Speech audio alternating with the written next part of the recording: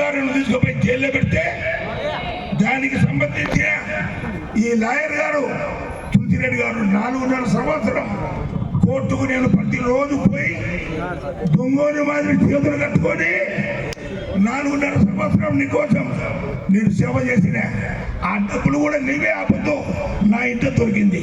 కానీ నీ పేరు చెప్పలే, నా నాయకుని పేరు చెప్తే నాకు చెడ్డ పేరు వస్తాయని చెప్పి నావే 10 లక్షలు దొరికినాయి. ఆ 10 లక్షలు నేను వాపసు తెచ్చుకోనికి ఈ ఏదిక మీద తులసిరెడ్డి గారు నేను పొగుడుతున్నాడు కాదు, 6 నిమిషాలు వాళ్ళ జూనియర్స్ తిప్పలు పడి కేసులు 4.5 సంవత్సరాలు కొట్టిపించినటువంటి మహానుభావుడు తులసిరెడ్డి గారికి మనసు పూర్తిగా నమస్కారం చేస్తున్నారు. ఇప్పుడు 1982లో తెలుగుదేశం పుట్టింది, 83లో ఇక్కడ గెలిచినాడు సంజీవ్ రెడ్డి, ప్రభుత్వం వచ్చింది ఎన్టీ రామారావు ప్రభుత్వం. మళ్ళా 1985లో ఎన్నెముడి పాలు గెలిచినాడు, ప్రభుత్వం వచ్చింది. 89లో రామనారెడ్డి గెలిచినాడు, ప్రభుత్వం వచ్చింది.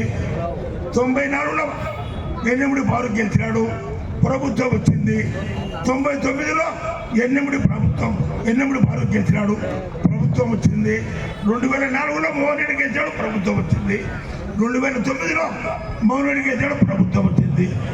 2014లో భూమానాయుడు గెలిచాడు కానీ ప్రభుత్వం రాలే, అందుకే అతను కాలమైపోయినాడు. మళ్ళా ప్రమాణరెడ్డి గెలిచాడు, ప్రభుత్వం వచ్చినాడు. 2019లో రవిచంద్ర కిషోర్ గెలిచాడు, ప్రభుత్వం వచ్చింది. 2024లో గెలిచేది ఖాయం, ప్రభుత్వం వచ్చేది ఖాయం.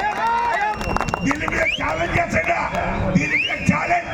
మీరు ఏదో గెలుస్తా ఉంటారు కదా, ఛాలెంజ్ 1కి 2